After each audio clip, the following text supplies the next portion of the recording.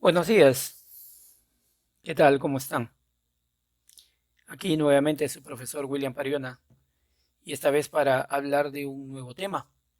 Comenzamos el día de hoy nuestro segundo bimestre y dentro de la gramática, que es lo que estudiamos, tocaremos el tema de la semántica y las relaciones entre los significados.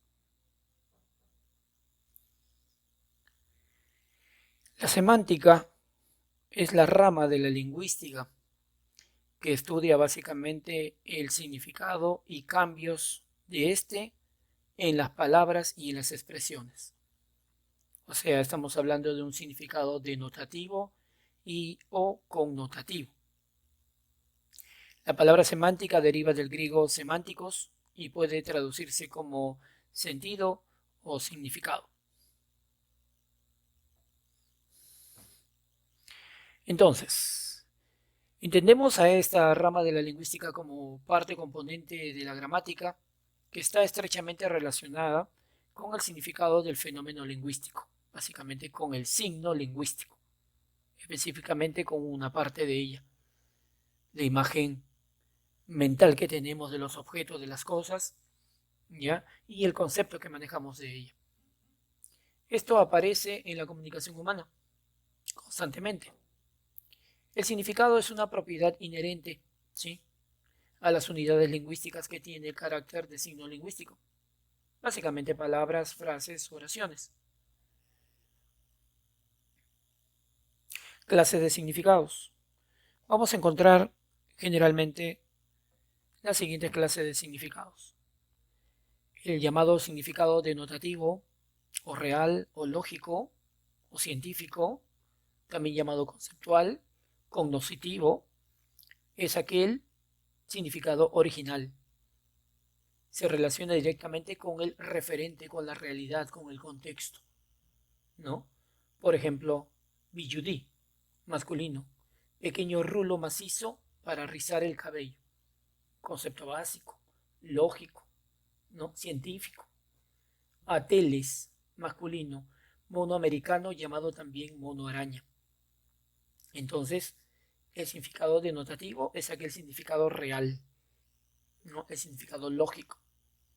En cambio, el significado connotativo es un llamado significado secundario o accesorio, o figurado, como quieran decirlo, que se agrega al significado original.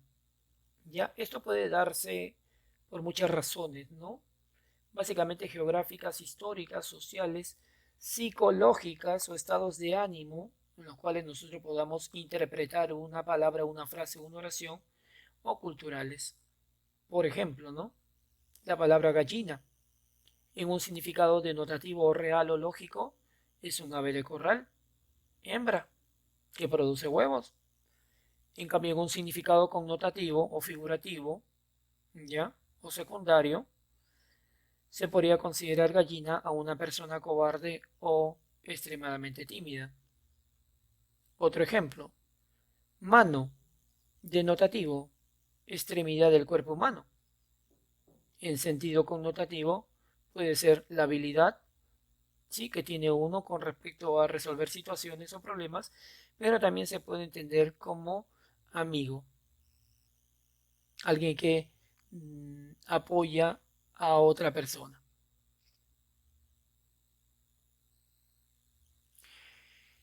El contexto es un elemento muy importante para tomar en cuenta dentro de lo que es el estudio de la semántica en cuanto a los significados y a la interpretación que se puede dar de este.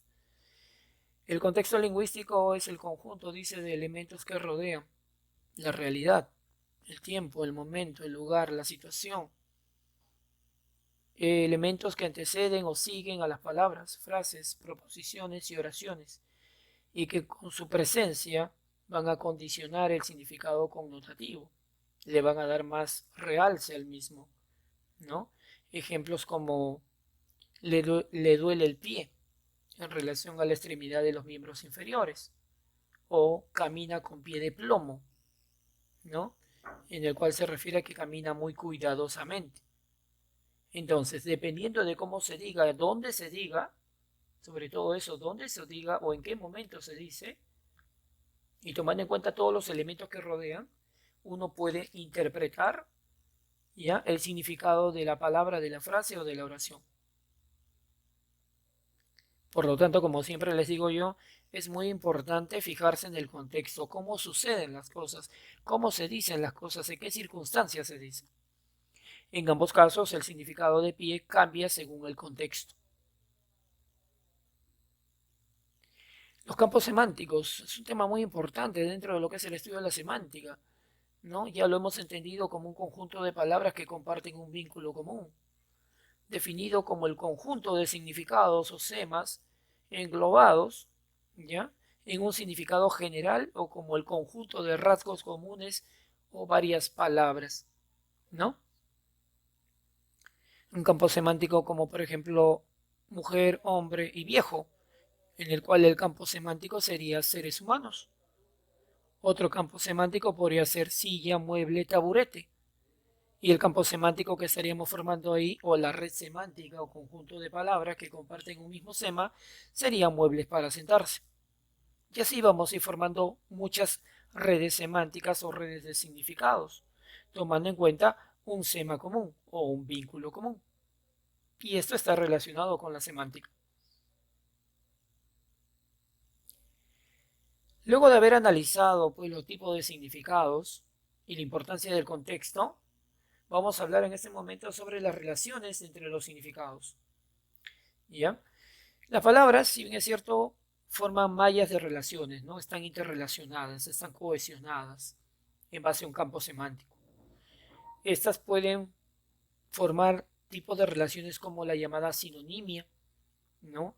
Se considera como un fenómeno semántico en cuanto al significado, que consta, dice, en la existencia de palabras con significados semejantes, parecidos o próximos, ¿no? Palabras como entero, aquí estamos, entero, completo, total, íntegro, cabal, absoluto y cumplido. Podría haber una relación de sinonimia, porque sus significados son muy afines, son muy próximos, se parecen. Relación semántica de polisemia. Y aquí, ojo, por si acaso, para hacer la diferencia entre la polisemia y lo que vamos a trabajar dentro de un momento, la homonimia. ¿Ok? ¿Por qué razón? Porque la polisemia es un tipo de fenómeno semántico, el cual consiste en que una misma forma fonética, un mismo sonido, ¿sí? Y una misma palabra en cuanto a la escritura, idéntica, puede poseer diferentes significaciones que presentan cierta proximidad. Para poder resumirlo, la polisemia se aplica a palabras que se escriben y suenan igual, pero sobre todo que derivan de una misma raíz de origen, de una misma raíz etimológica, ¿no? Si tenemos la palabra pico, ¿no? Y hacemos referencia al pico de una botella, al pico de un árbol, al pico de un nevado o la extremidad, ¿sí? Que es parte de un ave, ¿ya? Lo común en esto es la forma. ¿Y por qué razón? Porque todos estos significados en relación a pico derivan de una misma raíz. En cambio, la homonimia no.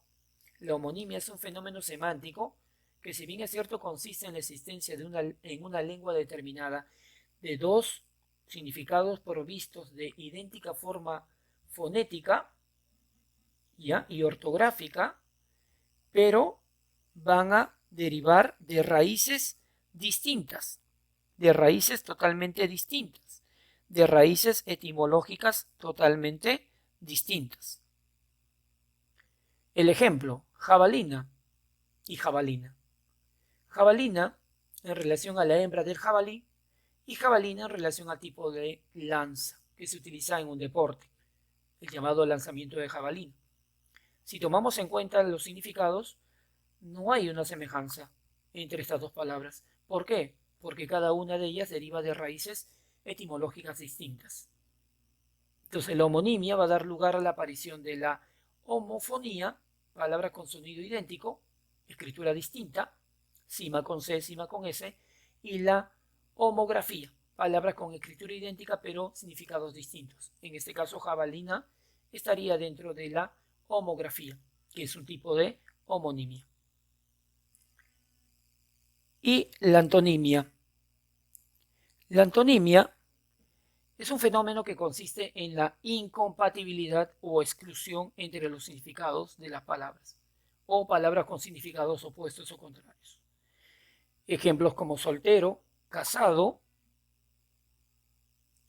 rico, pobre, inicuo, inocuo, decente, indecente.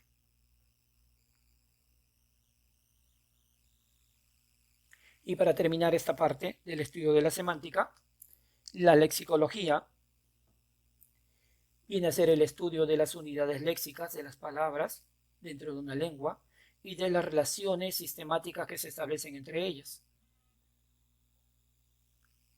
La unidad de análisis en la lexicología es el estudio del lexema o morfema léxico.